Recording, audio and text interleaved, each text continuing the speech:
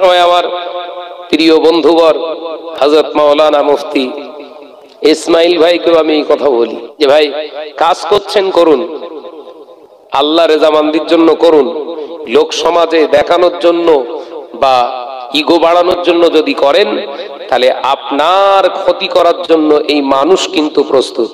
কথা বুঝতে পারছেন না?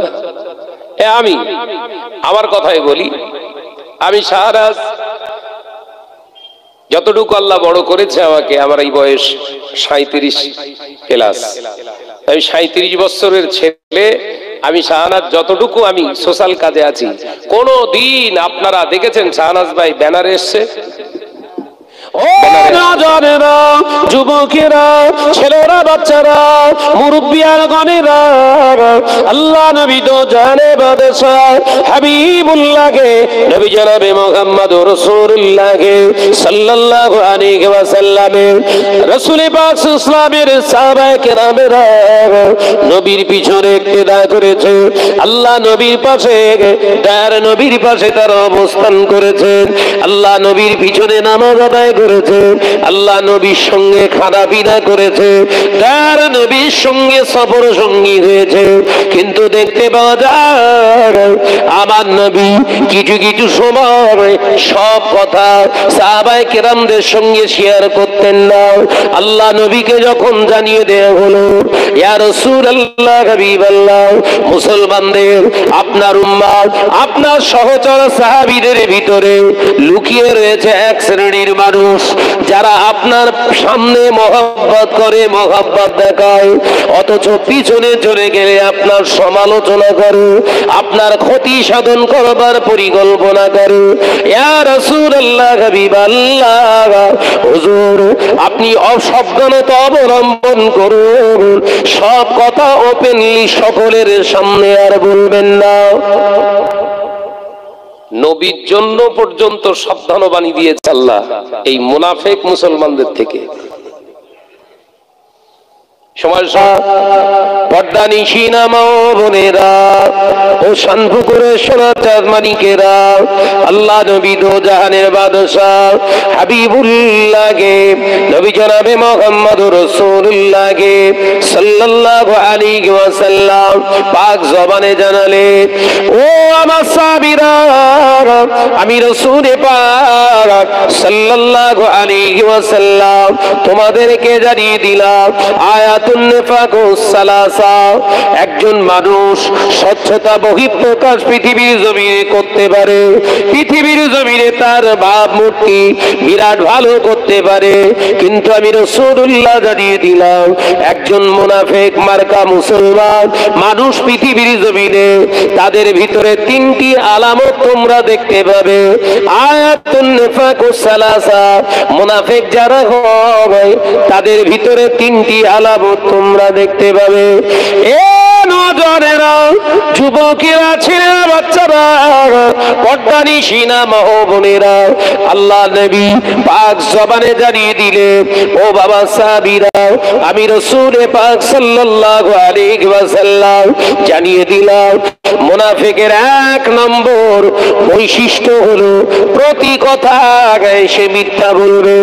আমি রাসূল পাক সাল্লাল্লাহু আলাইহি ওয়াসাল্লাম তোমাদেরকে জানিয়ে দিলাম, ও বাবা সাহাবীরা, আমি রাসূলুল্লাহ জানিয়ে দিলাম, ইজা হাদাসা কাযিবা, পৃথিবীর জমিনে তারা যখন কথা বলবে, জবান দিয়ে তাদের মিথ্যা বহিঃপ্রকাশ হবে। নামাজ পড়ছেন, রোজা করছেন, হজ করেছেন, যাকাত দিয়েছেন, মাওলানা হয়েছেন, মুফতি হয়েছেন, সব ঠিক আছে, জবানে ব্রেক আছে তো?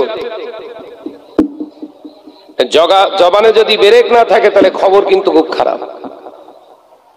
আপনারা ভাববেন শাহনাজ ভাই তৈরি করে বলছে, হাদিস পাক থেকে একদম পয়েন্টেড করে করে আপনাদেরকে বোঝানোর চেষ্টা করছি, বুঝুন। আজকে মুসলিম সমাজের সবথেকে বড় অবক্ষয়, অধঃপতন এক শ্রেণীর শিক্ষিত মানুষদের দ্বারাই কিন্তু হচ্ছে। সমাজে অস্থিরতা, উচ্ছৃঙ্খলবদ্ধ সমাজ, তারাই কিন্তু পরিবেশ তৈরি করছে শিক্ষিত। আপনি কি করে বুঝবেন? তাই রাসূল পাক সাল্লাল্লাহু আলাইহি ওয়াসাল্লাম নিশানা দিয়ে গেলেন, তারা যখন কথা বলবে কথার ভিতরে কি মিথ্যা বলবে, কথার আশ্রয় নেবে কি মিথ্যা। আমি শাহনাজ আজকে এখানে আপনাদের এই আয়েশা সিদ্দিকা মাদ্রাসায় এসে ওয়াজ নসিহত করছি। আমি যদি হকের উপরে থাকি, এখানে কথা বলতে কিন্তু আমার একবারও বুক কাঁপবে না, একটা বারের জন্য বুক কাঁপবে না। স্টেজে যেমনটি আমি কথা বলবো, আমি স্টেজের নিচে এসে ওই রাস্তার উপরটায় দাঁড়িয়েও ঠিক একই কথায় ইস্তেকামাতের উপরে দৃঢ়তার সঙ্গে থাকতে পারবো।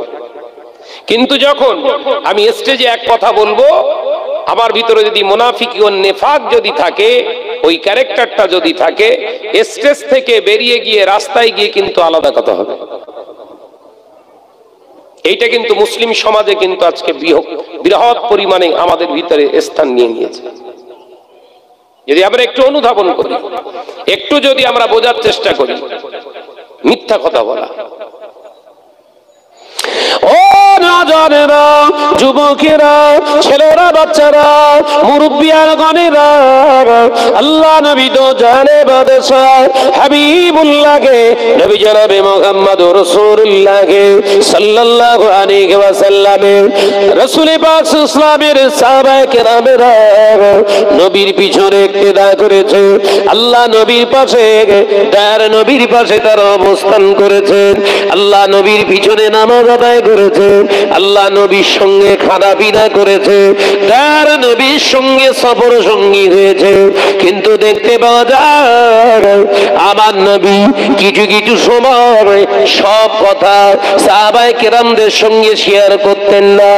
আল্লাহ নবীকে যখন জানিয়ে দেয়া হলো, ইয়া রাসূলুল্লাহ, হাবিবাল্লাহ, মুসলমানদের, আপনার উম্মত, আপনার সহচর সাহাবীদের ভিতরে লুকিয়ে রয়েছে এক শ্রেণীর মানুষ, যারা আপনার সামনে মহব্বত করে, মহব্বত দেখায়, অথচ পিছনে চলে গেলে আপনার সমালোচনা করে, আপনার ক্ষতি সাধন করবার পরিকল্পনা করে। ইয়া রাসূলুল্লাহ, হাবিবাল্লাহ, হুজুর, আপনি অসাবধানতা অবলম্বন করুন, সব কথা ওপেনলি সকলের সামনে আর বলবেন না। নবীর জন্য পর্যন্ত সাবধানবাণী দিয়েছে আল্লাহ এই মুনাফিক মুসলমানদের থেকে। সময় সময় আমার প্রিয় বন্ধুবর হযরত মাওলানা মুফতি ইসমাইল ভাইকেও আমি এই কথা বলি যে ভাই, কাজ করছেন করুন, আল্লাহ রেজামন্দির জন্য করুন। লোক সমাজে দেখানোর জন্য বা ইগো বাড়ানোর জন্য যদি করেন, তাহলে আপনার ক্ষতি করার জন্য এই মানুষ কিন্তু প্রস্তুত। কথা বুঝতে পারছেন না?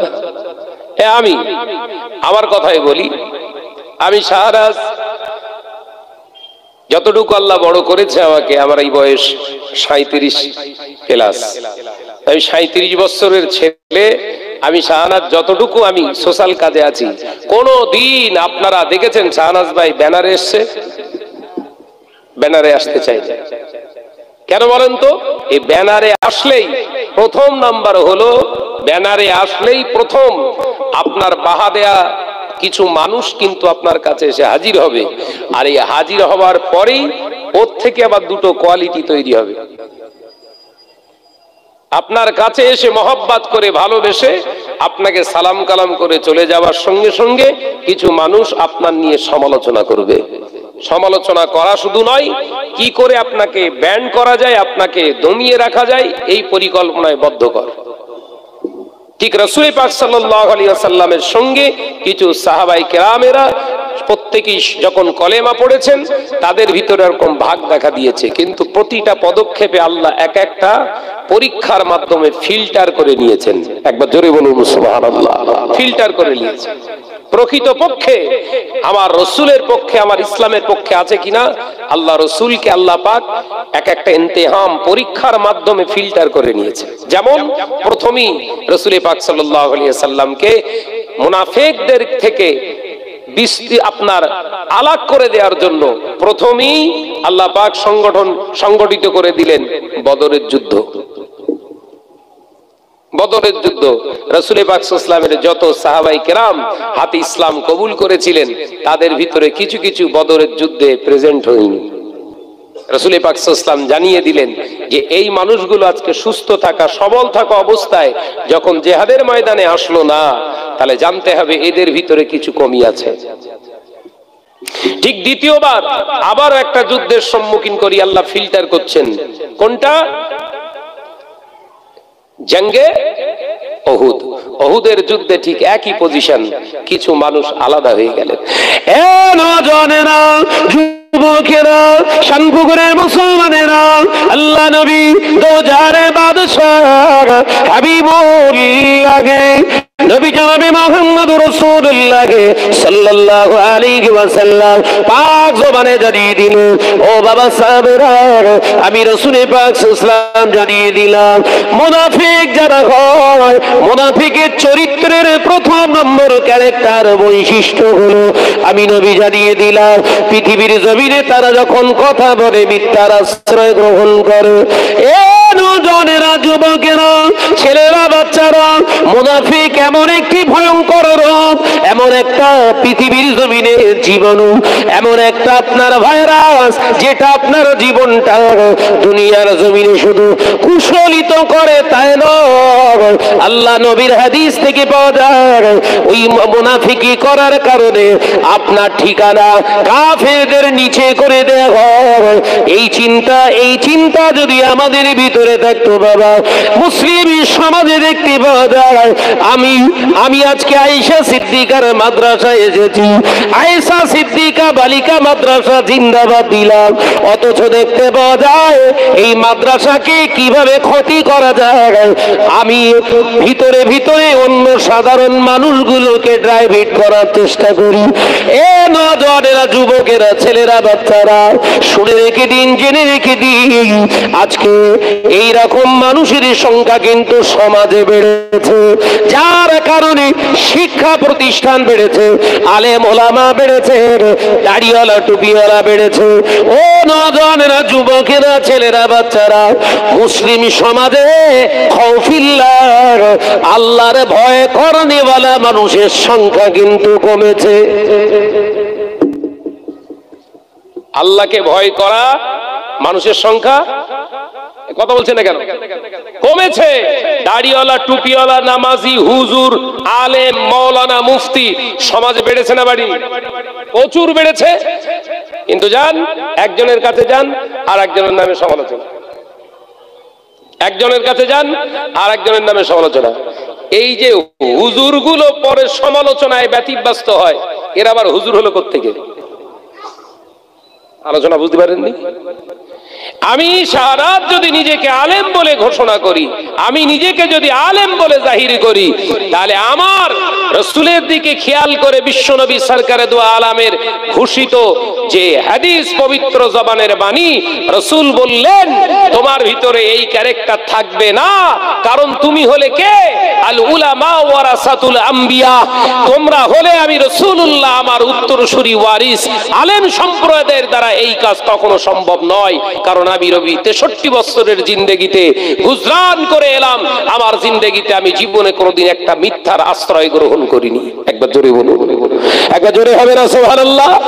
যখন আমি শাহনাজের কাছে আসছি, শাহনাজকে দেখে বিশাল আসসালামু আলাইকুম ভাইজান, বিরাট ভালো, এই ভালো সেই ভালো, অথচ শাহনাজের বাইরে চলে গেলেই চরিত্র চেঞ্জ। এই কথা বুঝতে পারছেন না? চরিত্র চেঞ্জ। আমি শাহনাজ ভাইকে দেখলে, ওই শানপুকুরি শাহনাজ ভাই দোকানে দাঁড়িয়ে রয়েছে, ছুটে গিয়ে হুজুর হুজুর হুজুর মোসাবা, এই ভাইজান হুজুর কেবলা এখানে আসলেন, আজকে সবাই মোসাবা করলেন, প্রত্যেকেই নজরানা দিয়েছে আপনার মাদ্রাসার জন্য, দান করেছে আল্লাহর রাস্তায়। ভাইজানের হাতে হাত দিয়ে চলে গেলেন। এখান থেকে চলে যাওয়ার সময় ওর ভিতর থেকেই কিছু মানুষ কিন্তু সমালোচনা করবে, দেখলি অত সময় কথা বললো, একটা কোরআনের কথা বলেন। কথা ঠিক না ভুল জোরে বল? অতক্ষণ সময় পাস করলো, একটা কোরআনের আয়াতের ওয়াজ করিনি।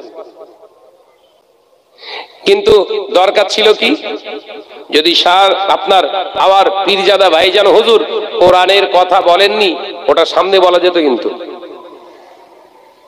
সামনে বলা যেত না, যেত নি বলা যেত, ভাইজান আপনি কোরআনের কথা তো বললেন না, শুধু কয়েকটা নাচ শোনালেন, এইভাবে সময়টা না পাস করে কোরআনের কথা দুটো বলতে পারতেন, হাদিসের কথা বলতে পারতেন।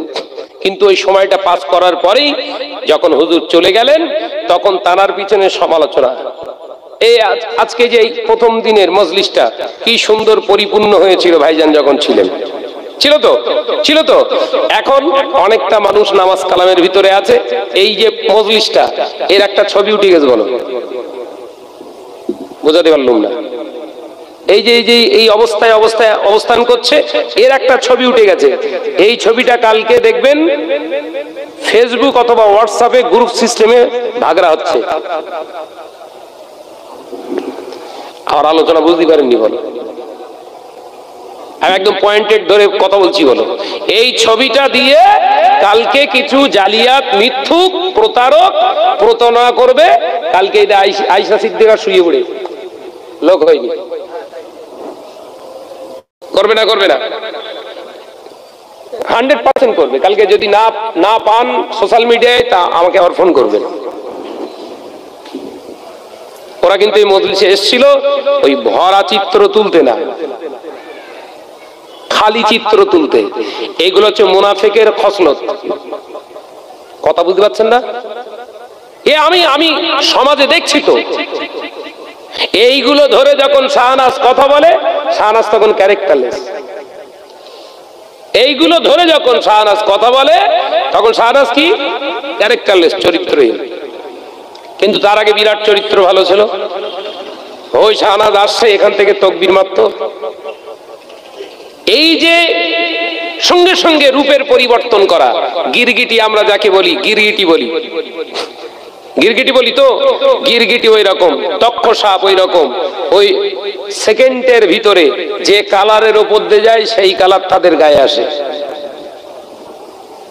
ভাই সাহেব হুজুর কেবলাদের বিরুদ্ধে খুব মহব্বত, বিরাট, তাদের জন্য জান দিয়ে দেবো, এই দিব সেই দিব। আবার তাদের বিরুদ্ধে ওই ব্যক্তিটার মুখ দিয়েই আবার কথা বেরোচ্ছে।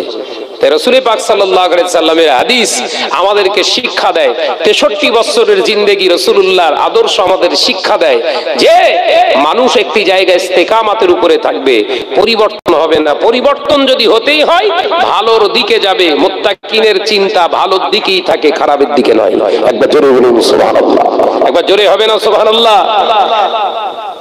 মুসলিম সমাজ আজকে এই যে ক্যারেক্টারের উপরে চলছে, আগামী দিন আরো দুর্গম খারাপ একটি পরিস্থিতি, সিচুয়েশন আমাদের জন্য অপেক্ষা করছে। নাজাতের কোনো রাস্তা নেই। আপনি নামাজ পড়তে পারেন, রোজা করতে পারেন, হজ করতে পারেন, নাজাত পাবেন না।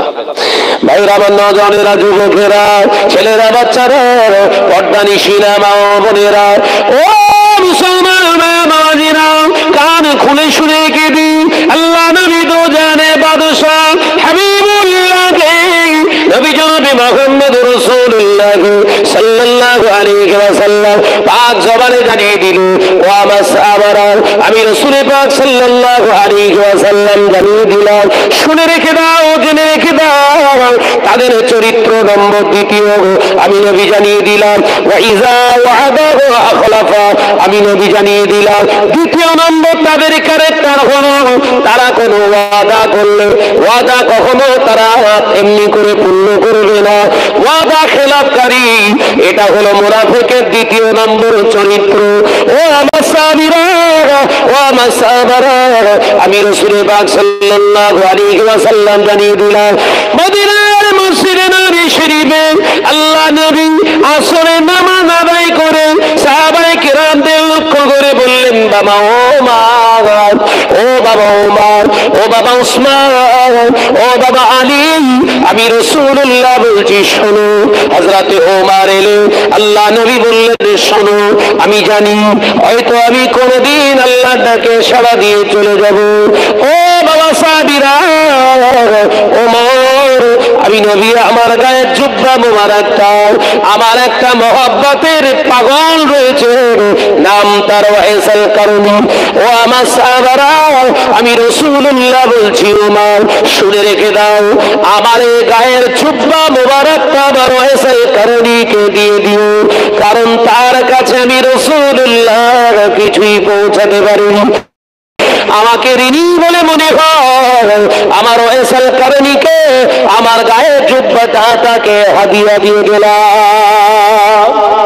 একবার জোরে বলবেন না? ইমাম নববী রাহমাতুল্লাহ আলাইহি তার একটি কিতাব আছে,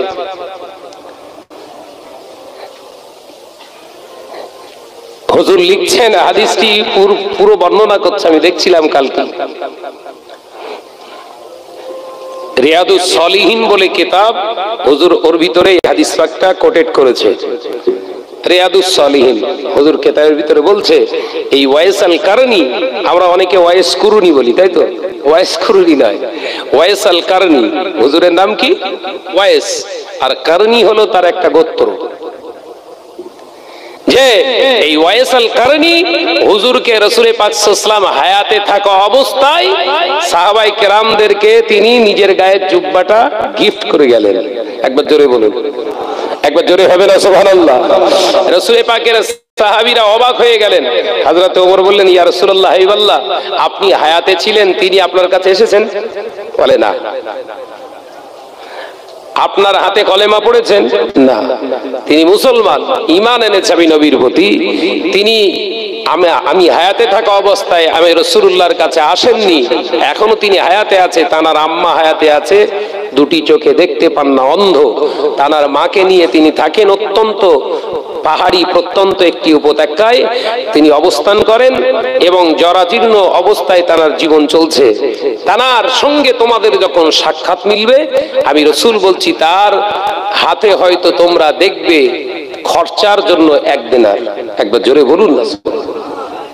রাসূল পাক সাল্লাল্লাহু আলাইহি ওয়াসাল্লাম বললেন, সাহাবী হুজুররা খামোশ খেয়ে গেলেন যে আমরা রাসূলের সঙ্গে নামাজ পড়লাম, রাসূলের সঙ্গে খাওয়া দাওয়া করলাম, একই সঙ্গে ঘোরাফেরা করলাম, জিহাদের ময়দানে গেলাম, অথচ এই ওয়াইস আল কারনি নামক ব্যক্তিটাকে রাসূলুল্লাহ গায়ে জুব্বা দিয়ে যাচ্ছে, আমাদের নসিব হলো না। জানতে আগ্রহ বেড়ে গেল না কমে গেল? সাহাবায়ে কেরামদের ভিতরে বেড়ে গেল আগ্রহ যে লোকটা কোথায়। বিশ্বনবী এখান থেকে একটি শিক্ষা দিয়েছে, সেটা বোঝানোর জন্য আমি আপনাদেরকে বলছি। দয়ার নবী রাহমাতাল লিল আলামিন সাহাবায়ে কেরামদেরকে বললেন, হযরতে ওমর গুরুত্বপূর্ণ, খুব গুরুত্ব দিয়ে শুনলেন কথাটা। শোনার পরেই হুজুর ডিসাইড করলেন এই লোকটা কোথায়, আমাকে বার করতে হবে। একবার জোরে বলবেন না সুবহানাল্লাহ। হযরতে ওমর রাদিয়াল্লাহু তাআলা আনহু হুজুর দুনিয়া জমিনে যখন খেলাফত পেলেন, এ নওজওয়ানেরা হযরতে ওমর খুঁজে খুঁজে খুঁজে খুঁজে বের করলেন ওয়াইস আল কারনিকে। হুজুর খুঁজে পেলেন পাহাড়ে একটি উপত্যকায়, লেবাননের একটি সাইডে হুজুর দেখতে পেলেন ওয়াইস আল কারনি।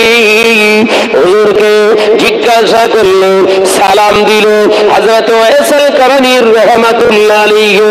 হুজুরের চেহারা মোবারক দেখে হুজুরকে প্রশ্ন করলেন, আপনার নাম কি?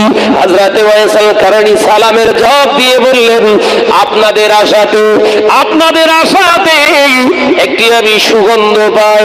ও আল্লাহর বান্দারা, আপনারা কি আমার রাসূলুল্লাহর দেশ থেকে এসেছে? রাসূল পাক ইসলামের সুগন্ধ আপনাদের গা থেকে আমি পাই। একবার জোরে হবে না? রাসূলকে দেখেননি কিন্তু রাসূলের সুগন্ধ পায়। একবার জোরে হবে।